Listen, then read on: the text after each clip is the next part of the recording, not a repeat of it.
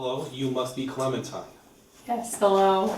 My name is Douglas Davis, and I'm part of the Western Illinois University Macomb Police Department and Social Services Department. It's a joint configuration that provides social services for the police department, and I'm a social worker. Okay. First and foremost, I just want you to know that I have a small amount of information from what was logged in last night. So just know you are not under arrest. You were just taken in for your own safety. You only blew a .02, so that's well below the legal limit. So I just want to let you know that there is no harm. You're not being arrested. You're not going to jail. Do you have any other questions at this time? Okay.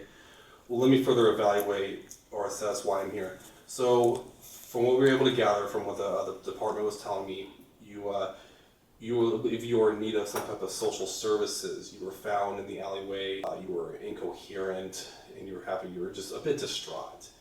And so I'm here to serve as a bridge to get you to where you want to be. Do you have any other questions at this time? Okay, well first let me start. So I have your first name. What is your last name? Rumsfeld. It's Rumsfeld.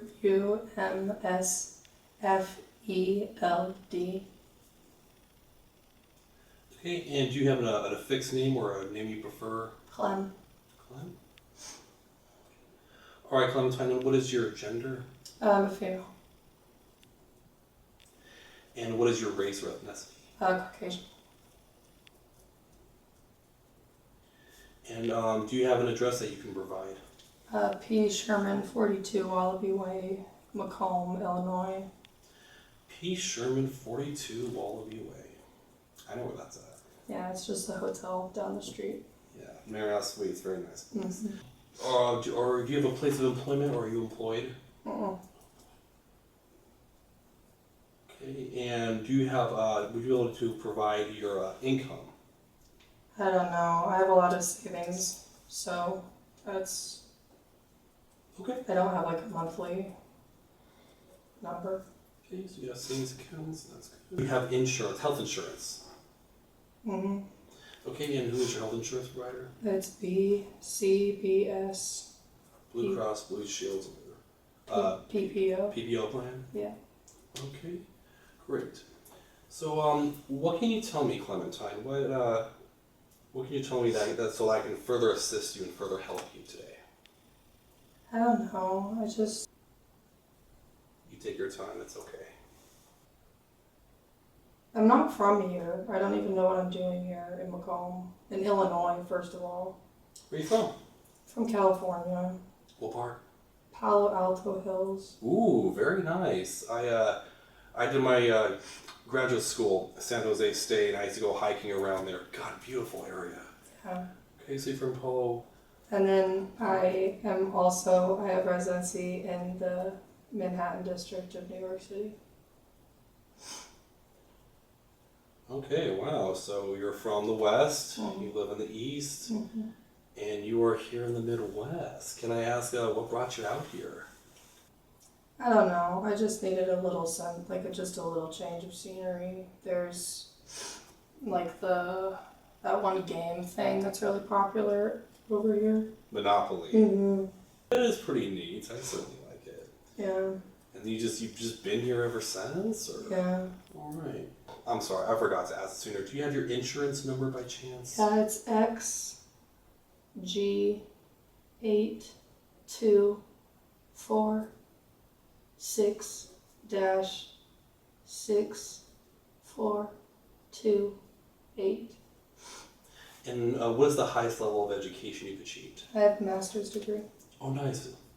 And although it's optional, you don't have to, would you be able to provide your social security number? Yeah, it's 555-55-5551. Okay. And do you have an email address? Uh-huh. And how about a phone number?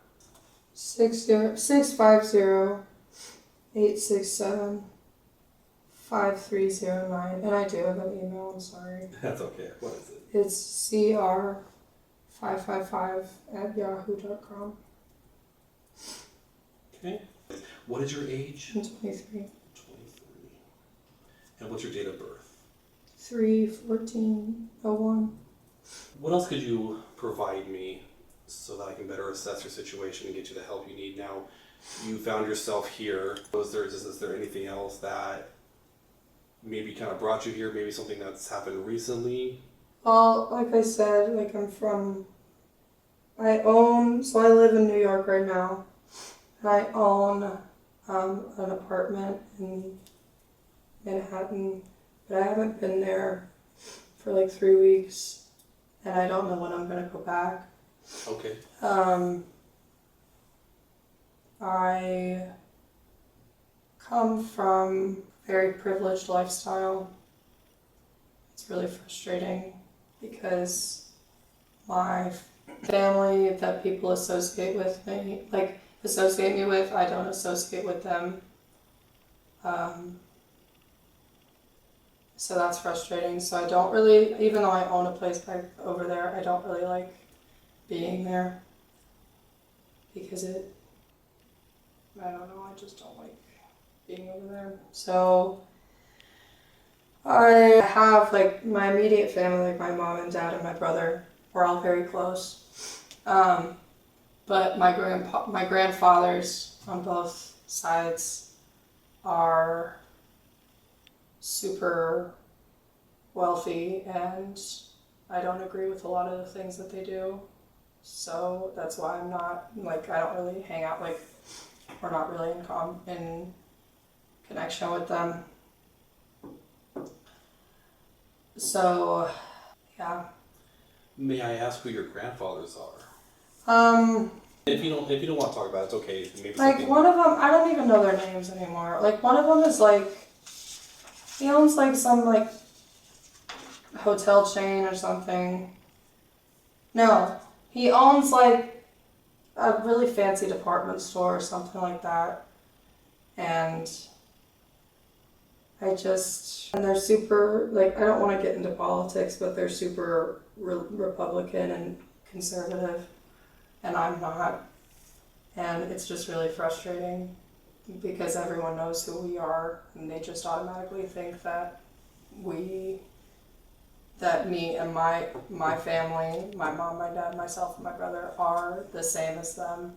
Given your last name, I can only assume, and please correct me if I'm wrong, your paternal grandfather is Donald Rumsfeld. Yeah, that sounds right. You're talking about politics and wealthy.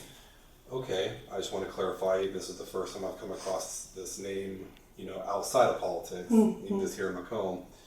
So from what I understand, from what you were telling me, because of the wealth that you stem from, the privileged lifestyle you stem from, it seems like, or it appears to me, that maybe you struggle with finding purpose. Maybe you struggle with... I mean, like I said, I have my master's degree. Like, I went to school, like, I just, I don't know.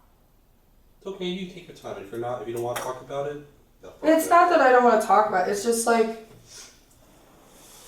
I have done that, like, even though I'm grown up with, like, no hardships and stuff, like, school was hard, master's degree, like, getting my master's degree is hard, or it was hard when I did it, but I did it. So it's like, since I got it in like business administration, like I don't know what to do with it. So now I'm just really found.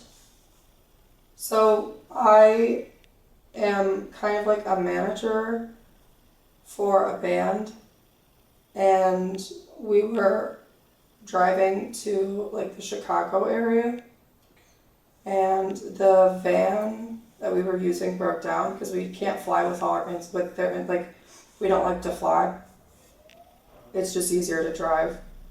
More cost efficient too. Yeah, and with all of our equipment and stuff, we don't like to risk it. And that put a lot of the traveling. We're all together, and like obviously it's very close quarters. And when it broke down, like when it stopped running, everyone got very heated and very frustrated. So everyone is kind of taking pause and like taking a moment to be with themselves. And like that's fine, everyone has to do what they have to do. But now I'm not even like managing the band because we're all taking a break from each other. And I can only guess so you're not really you're from the West, you live in the East, you found yourself here, right here in the middle, in the Midwest. And you had probably heard of the Monopoly attractant that we have here, and you decided, what? All right, next up, Macomb. Okay. Well, that certainly gives me up to date, gives me a better understanding of what it is why you're here and what brings you here. So just to clarify and to reiterate what it was you said, so you grew up with wealth and you wanted to detach yourself from it because of just who your family is. But not my parents or my brother. Like my extended family. Like the four of us are very close. Okay. And we do not associate, like we don't like, it's like my extended family. I understand that. Okay. I mean, this is the first time I've come across this, so this is a new experience for me. Like, I might only assume that this is a new experience for you. So I'm just going to write some notes really quick. Now, it says, so according to the police report, so you were found in the alleyway, just distraught and incoherent. So I imagine you were probably very emotionally overwhelmed with what I can only assume from what you provided me with just this realization about your existence and the connection with your family. Okay. Now, I don't always want to assume, I just want to make sure I can clarify so I have the right facts. So you don't normally drink, or is this a common occurrence? Oh, I don't really drink. It's not. Okay. It's not like if I go to a restaurant, it's not like a thing that I have to do. I don't really. It's not. I know that I can drink because I'm of age, but I just don't really. Okay. Well, I believe I have all the information here, and so here's how we are going to move forward. I have great connections with here in town with some outpatient therapy services. Are you aware of what outpatient therapy is? So outpatient therapy serves as a form of like talk therapy. So you would talk to someone, a specialist, who can maybe help further analyze the details of your life and your existence in your current situations, and they'll be able to better assess or help you. So my goal is to serve, or my purpose is to serve as a bridge, whereas an outpatient therapist or a place of therapy can maybe help you get you back on track, maybe help you figure out what it is that you want in life. Now, I can give you a choice of one of two places, and you don't have to give me an answer now. You have a choice of either McDonough District Hospital Behavioral Health or North Central Behavioral Health Systems. Both are fantastic. They have wonderful, just outstanding licensed therapists, half of which come from Western Illinois University, where they got their, or at least their undergrad there. So you can make a decision, but I am going to forward your information to both of them. So in the next few days, you'll receive a call. If you decide to go through with seeking therapy, you're going to come across a similar situation like this. It's an intake, or they're going to ask you questions, a little bit probably more further in depth. So just to give you a heads up, some people get kind of scared about therapy. They don't know how to react to it. But just know that at any point, if you're not comfortable with it, you are welcome to stop attending. And I just want to make sure that you know that you have that freedom and that you know your rights. So I will put in the referrals right away, and you'll be receiving a call from both agencies. Probably, like I said, I'd say I'd rather do the North Central one because they take my insurance. Let's see. Okay, so yeah, so you'll receive a call from them in about 2 to 3 days. At this time, Clementine, is there anything else I can help you with? Is there anything I need to clarify? I don't think so. I don't know. I understand and I hear you. We will meet up in about a month from today, so the 7th of March, I will do an evaluation on your progress, see how you're doing. And I just want you to know, like I said, at any time, if you're not comfortable working with me anymore, or if you don't feel that this is necessary, you are more than welcome to terminate this as well. Don't feel that you are obligated to have to listen to me or to have to be a part of, this system here. At this moment, Clementine, anything else I can do for you? Anything I can clarify? No, I don't think so. Thank you. You're welcome. I hope you have a good rest of your day, and the police officer will escort you back to your hotel. Okay. Thank you. Thank you.